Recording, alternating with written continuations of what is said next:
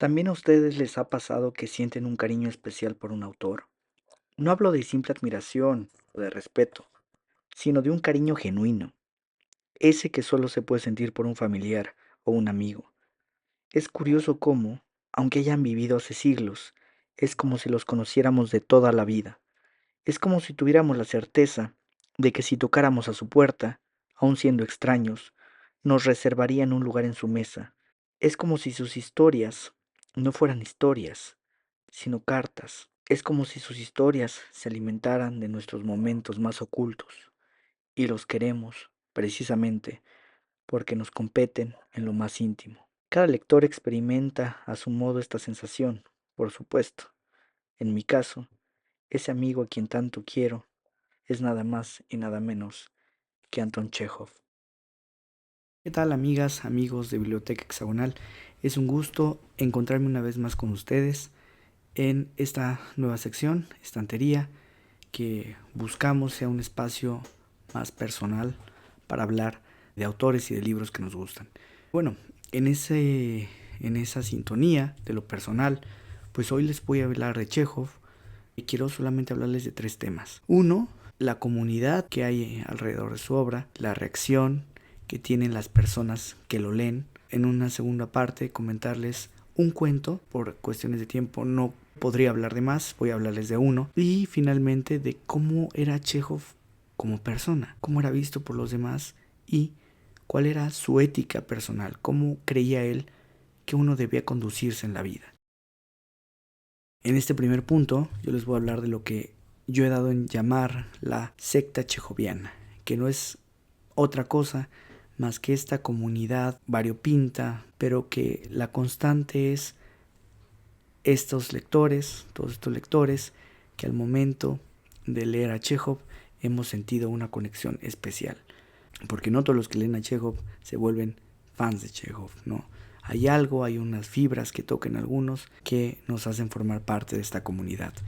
Por decir algunos miembros destacados, sin demeritar a los que no lo somos, está por ejemplo de autoras, están Irene Nemirovsky, que le escribió una biografía, también Natalia Ginsburg hizo una biografía de él, Marguerite Duras tiene ensayos sobre Chekhov, una discípula suya fue Catherine Mansfield. Todas ellas coinciden, ¿no? en ese cariño que le tenían y de lo mucho que lo consideraban como un maestro. En Estados Unidos, por ejemplo, está Richard Ford, ¿no? Uno de sus prologuistas, quien se encargó de sus ediciones, y está Raymond Carver, que a mí me parece su alumno más destacado, ¿no? El que mejor aprendió de Chekhov, yo creo que fue Carver. Y Carver justamente hizo un cuento que se llama Tres Rosas Amarillas, que habla sobre los últimos días de Chekhov en un balneario en la zona, me parece que de Baviera o de la Selva Negra alemana, donde intentaba reponerse de un último episodio violento de tuberculosis, pero finalmente pues murió. Entonces esos últimos días los retrata Carver en su cuento Tres Rosas Amarillas. En México, pues yo diría Sergio Pitol. Sergio Pitol fue un escritor que muy familiarizado con la cultura y el idioma ruso. Él fue embajador en la URSS.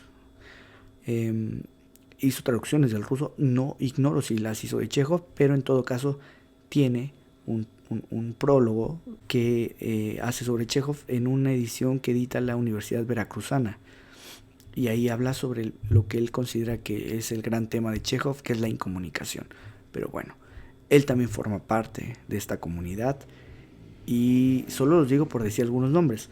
Ahora, si esta secta, no, chejoviana, tuviera que tener un manifiesto o tuviéramos sus miembros que elegir un texto que nos representara, yo creo, sin lugar a dudas, que sería un prólogo muy bonito, es un prólogo hermoso, de Vladi Kosiancic. Vladi Kosiancic es una autora argentina que se titula Un amor en voz baja. Voy a leer un poquito, un fragmento. Yo siempre quise a Chekhov.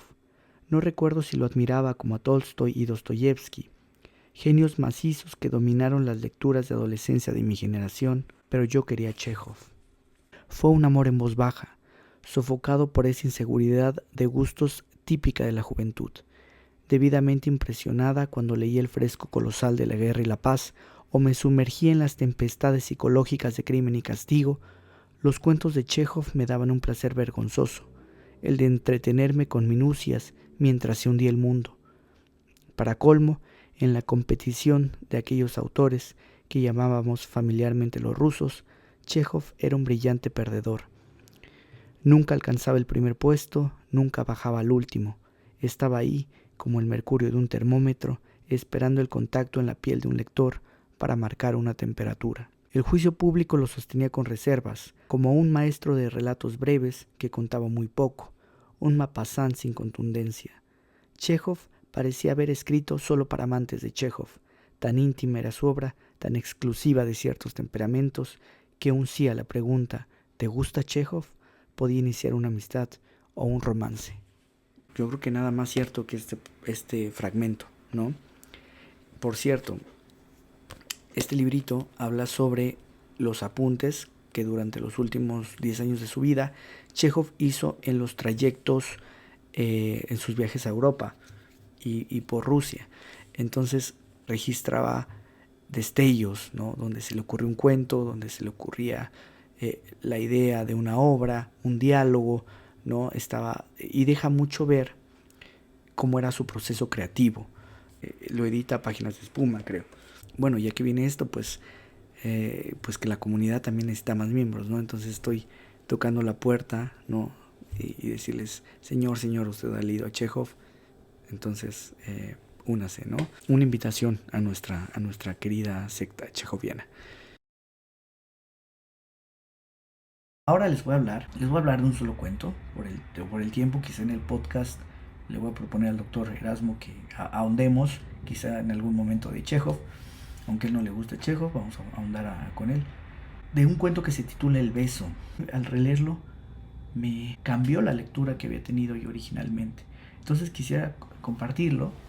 El beso es un cuento que a grandes rasgos cuenta la historia de un oficial de un batallón ruso. Este batallón llega a un poblado por ahí de la tarde-noche.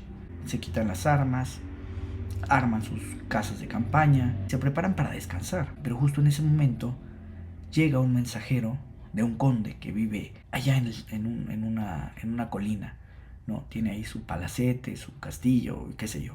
Y les dice, el conde los espera para que vayan con él y compartan el vino y platiquen y todos, híjole, ya nos íbamos a dormir, ¿no? Pues vamos.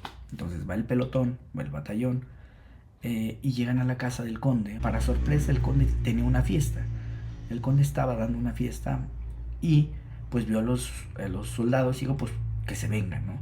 En esa fiesta, en los salones, hay muchas chicas, hay muchas mujeres que están bailando, hay gente jugando a las cartas, al billar, están repartiendo tragos aquí y allá. Entonces los soldados pues se sienten en confianza y empiezan a socializar. Y aquí aparece nuestro protagonista que se llama Ryabovich. Ryabovich es un hombre que está por ahí de la mediana edad, debe estar en los 30. Y por lo que nos dice el narrador es un hombre que es un espectador en el gran baile de la vida. Está acostumbrado a marcar su distancia y desde esa distancia ha aprendido a apreciar la felicidad de los demás. En un tiempo, nos dicen, él sentía frustración, sentía envidia por todas aquellas personas que estaban en el centro, que se divertían, que bailaban, y él se reprochaba no poder tener esas habilidades para estar en ese lugar. Pero con el tiempo, esa frustración, ese odio, dio paso a una especie de melancolía en la que había aprendido a disfrutar desde la distancia. Entonces este personaje está viendo a los demás bailar, está viendo a los demás jugar al billar y por alguna razón se para a dar la vuelta, a pasear. Se para por donde están los de las cartas y se va metiendo por los pasillos, por las alcobas y de repente se pierde y ya no sabe cómo regresar. Y ve un cuarto y se mete a ese cuarto. Pero ese cuarto está completamente a oscuras. No ha caminado mucho cuando de repente hay un olor a perfume que le pasa rondando. Hay unos brazos que lo toman del cuello y de repente alguien lo besa. Es un beso que dura segundos. En ese momento, la chica o la sombra se da cuenta de que no es la persona a la que esperaba y suelta un grito y se va corriendo. Lo primero que va a pasar por la mente de Ryabovich, él llega a la conclusión de lo que le pasó, pues fue una casualidad, una alegre casualidad en la que había alguien que estaba esperando a otro y él irrumpió en ese acuerdo preestablecido por los extraños. Esa es la única explicación posible. Pero además de esa explicación, hay en Ryabovich una alegría que no conocía. Empieza a invadirlo ese sentimiento de alegría que no alcanza a explicarse. Y ese sentimiento de alegría, poco a poco, va a hacer que Ryabovich abandone la explicación lógica del evento que le acababa de ocurrir y lo va a lanzar a imaginar quimeras.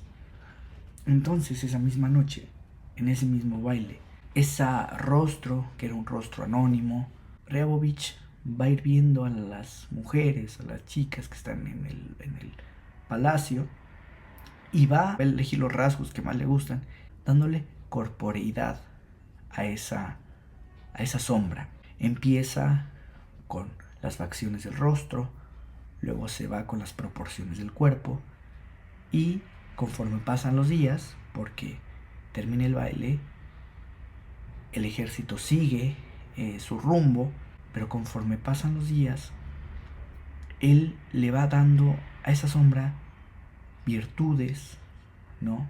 Cualidades que le gustaría que tuviera. Entonces llegó un momento en que Ryabovich construyó una fantasía de pies a cabeza. Y esa fantasía a esa persona de pies a cabeza que construyó también le va a dar una historia, le va a dar un respeto, le va a dar una fidelidad, ¿no?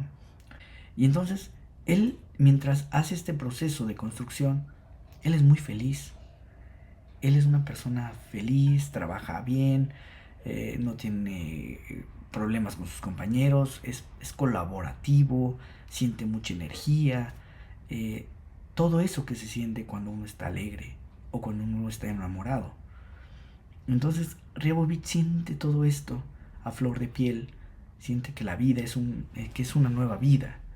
De vez en cuando se le atraviesa la idea como un pequeño zumbidito de que, oye, no, esto está mal. Y en ese momento, en cuanto le aparece el mosquito de la conciencia o de la cordura, ¡pum!, lo aplasta, ¿no? Y llega el tiempo, este cuento dura por aproximadamente 6 meses, hasta que el ejército regresa al lugar en el que ocurrió el beso. Ryabovich está completamente seguro de que al llegar otra vez el pelotón a ese lugar, el mismo jinete se va a aparecer, les va a decir que hay una fiesta en casa del conde, ellos van a ir, él se va a perder en los pasillos de la casa, él va a entrar en un cuarto oscuro y se va a besar de nuevamente con esta mujer y probablemente no sabemos qué ocurra, ¿no? Pero él está seguro de esto. Y la verdad es que llegan ellos y pues no pasa esto. Ryabovich se desespera, se calza sus botas, se viste y sale en la oscuridad. Y justo cuando está llegando y ve que el castillo está a oscuras, que está todo vacío, ¿no? Que no hay más que silencio y oscuridad, se da cuenta de lo tonto que fue, de lo tonta que fue su quimera. Se siente decepcionado de la vida, se siente que la vida se burló de él. Se da cuenta de que no, de que ese evento jamás se iba a volver a pasar, que lo extraño fue que ocurriera y que todavía más extraño hubiera sido que se repitiera. Eso no va a pasar, así no funciona la vida. Y entonces regresa y a manera de ironía resulta que otro conde, otro noble los invitó y ya todos se habían ido. Y Ryabovich dice, no, yo ya no voy, no, eso no es para mí. Y ahí acaba el cuento.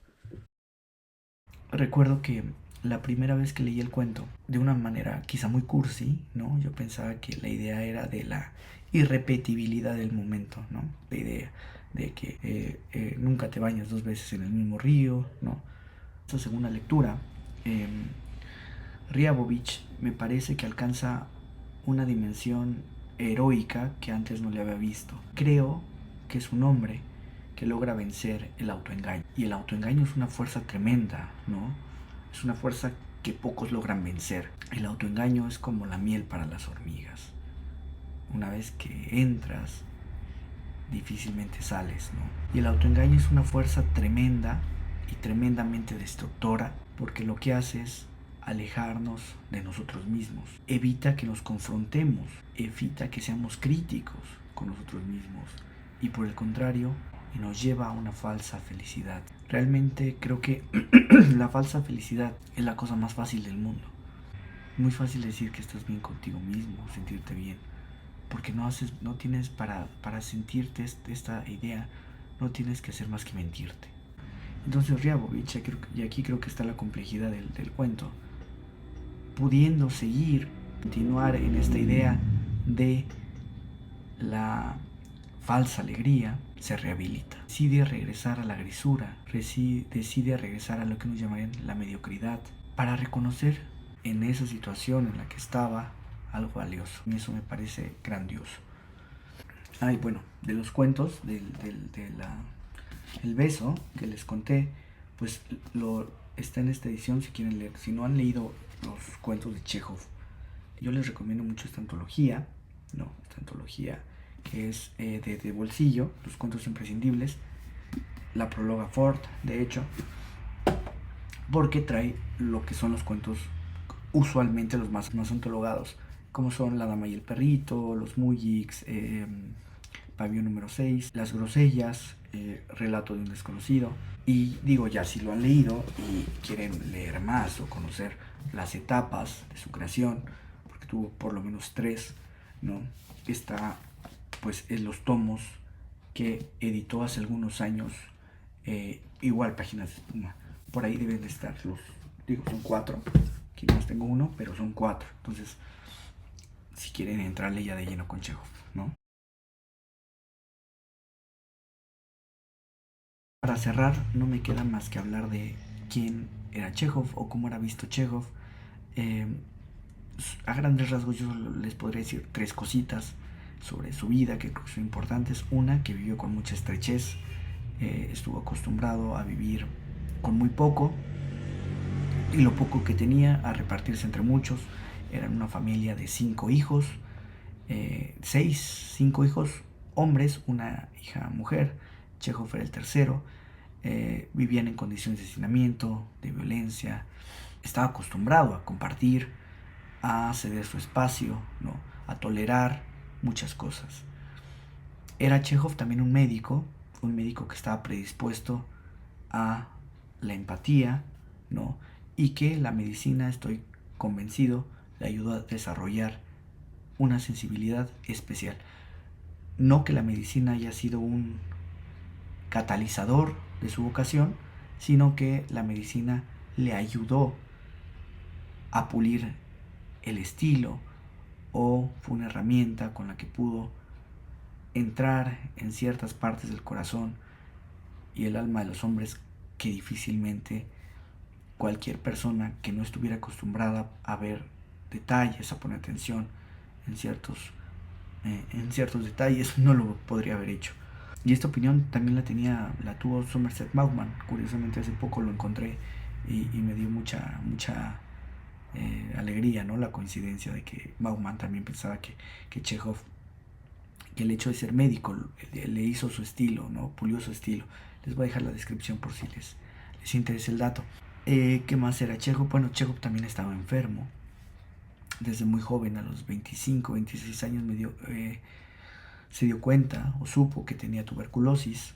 Y yo creo que estas notas nos van a dar a un autor que en su trato con los demás pues era muy querido. Lo que quiero decir es que además de un buen escritor, quizá Chekhov era una gran persona, era una muy buena persona en el mejor sentido de la palabra, una persona muy humana, ¿no?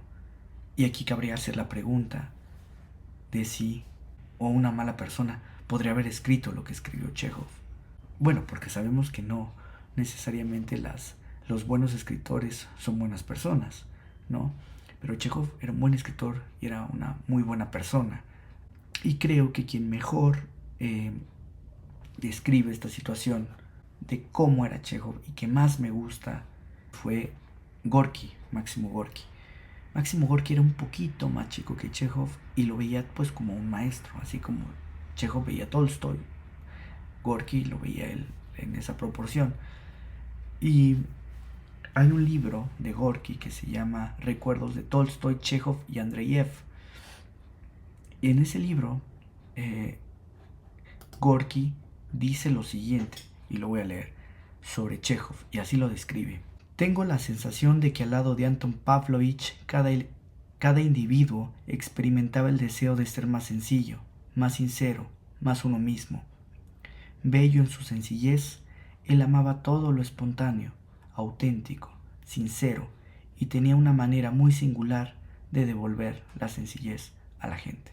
Yo creo que esta frase, devolverle la sencillez a las personas, es lo que mejor podría resumir el efecto que tiene la obra de Chekhov en sus lectores.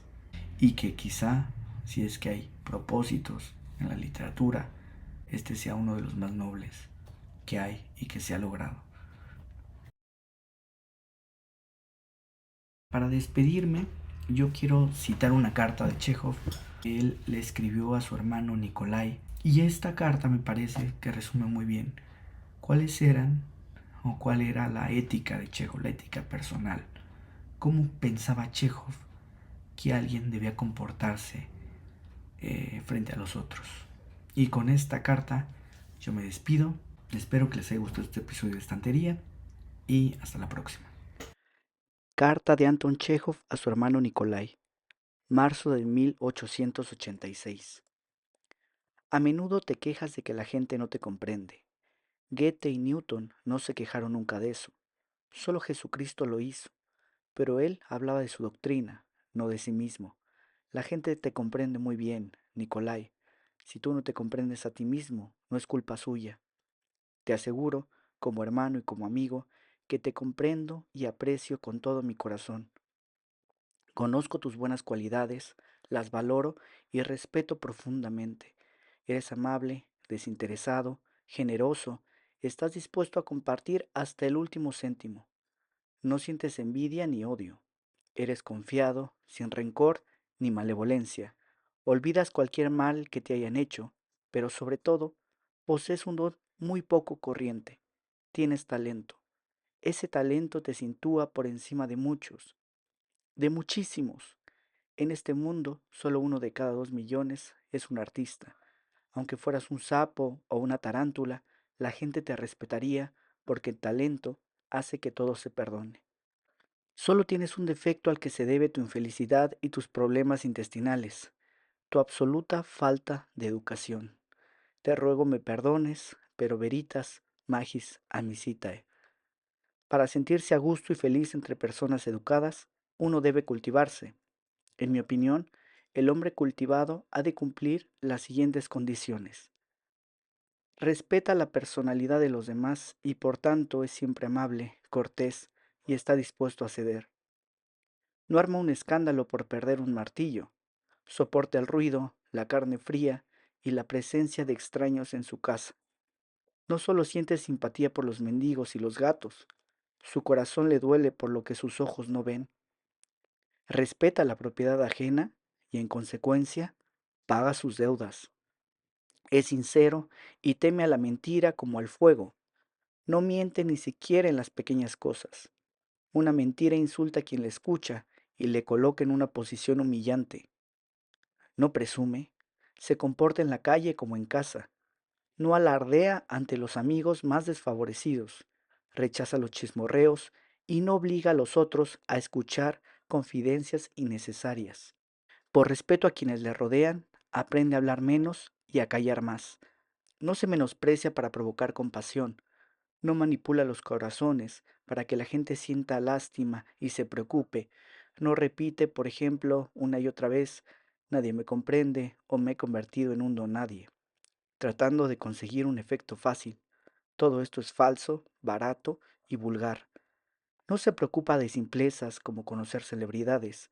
El verdadero talento se mantiene siempre oculto entre la multitud, lo más lejos posible de la publicidad, porque demasiadas veces se ha visto en este mundo que un barril vacío puede tener más eco que uno lleno. Respeta su talento y porque está orgulloso de él, sacrifica el descanso, las mujeres, el vino y la vanidad. No bebe vodka a cualquier hora del día o de la noche y trata de dominar y ennoblecer el instinto sexual. No busca en la mujer una simple compañera de cama, sino una persona con frescura, elegancia y humanidad. Bueno, pues así es la gente educada, querido hermano. No es suficiente con leer los papeles póstumos del Club Pickwick o aprenderse de memoria un monólogo del Fausto.